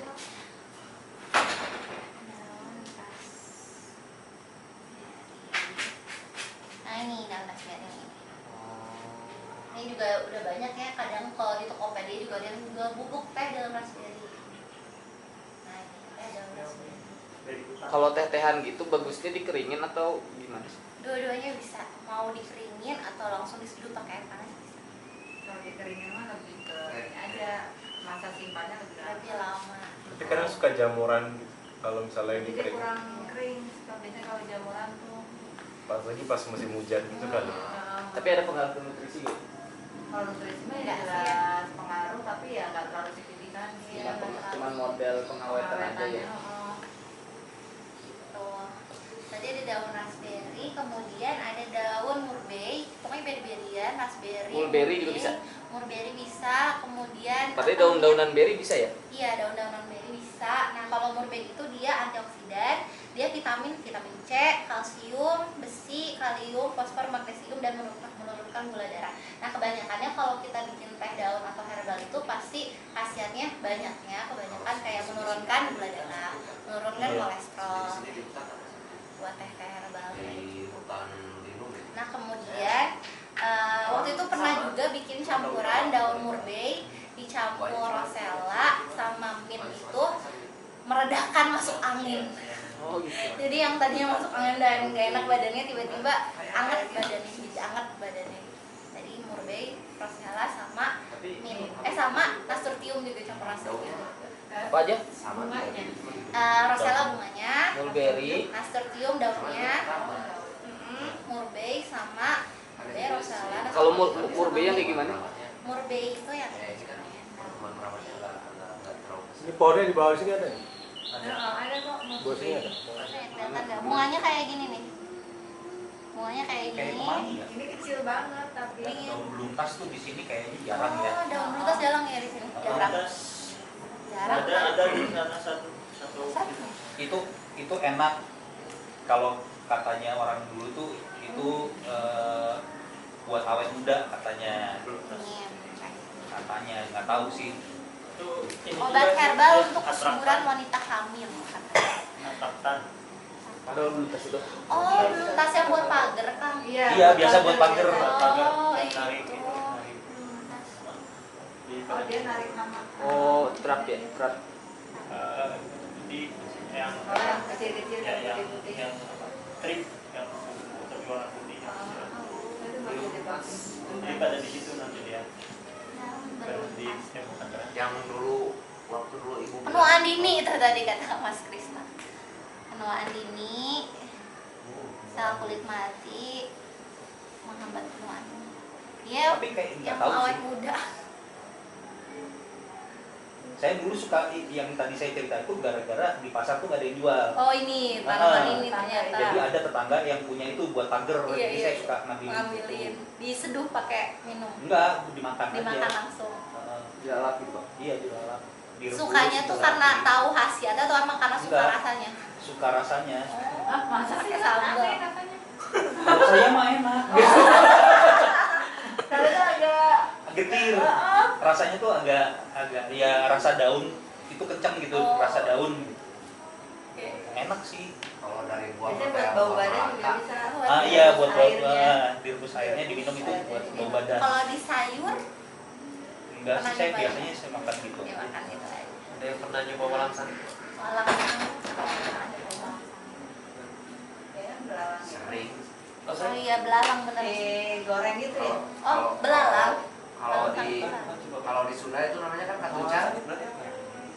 Kalau kotono. Wah, keke. Yang golong-golong. Ya, Ada bahasa yang lebih lazim ya. Apa ya? Iya. Mungkin kurang lebih itu tuh ya kalau di dulu kali ya. wangi itu yang Mas Bibi, rasa aja tutup dulu kali ya. kapan ininya Udah. kelapangannya? Lapangannya abis ini ada itu, ada desain dulu. Besok. Desain ini desain buat kebun Nanti kalau ada sore kapan yang agak luang kita Ramban. ngeramban kali ya buat kalau pagi terlalu lama. Oh iya sih. Iya. Karena kan pagi sih kalau itu ya Ramban ya. Jadi buat makan siang. Dia makan siang bareng-bareng, makan rumput. Makan siang. Makan rumput. Sama jadiin sambal udah ada yang makan sama kerupuk. Bener tuh. Ya mungkin kurang Sendiri lebih aja. seperti itu Sendiri ya. aja. Kenapa? Sendiri-sendiri aja. Sendiri. Aku tutup dulu. Oke. Assalamualaikum warahmatullahi wabarakatuh. Waalaikumsalam warahmatullahi wabarakatuh. Paulus dulu buat Teh Aca. Paulus, Aca. Wush. Oke. Tadi seperti yang disampaikan oleh Kang Afif, Jangan sendiri-sendiri. Jangan. oke? Itu mau yang mana? Desain kebun. Companion class. Desain kebun. Iya? Eh, Desain kebun kan? Ya, kebun dapur. Tadi ada pertimbangan kebun dapur. Nah, coba mau misalnya kalian punya kebun dapur, teman-teman punya kebun dapur, terus mau didesain seperti apa gitu aja. Sesuai dengan tadi pertimbangan tadi. Itu termasuk tanaman-tanaman apa aja yang akan ditanam di situ. Latihan aja. Ada yang salah, nggak ada yang benar. Saya nggak ada yang salah. Ya. Ada yang salah, tapi ada yang bagus. Jadi tanaman-tanamannya boleh nyontek tanaman-tanamannya. Sebelah sana. Boleh nyontek biasanya. Keluarga tanamannya boleh lihat.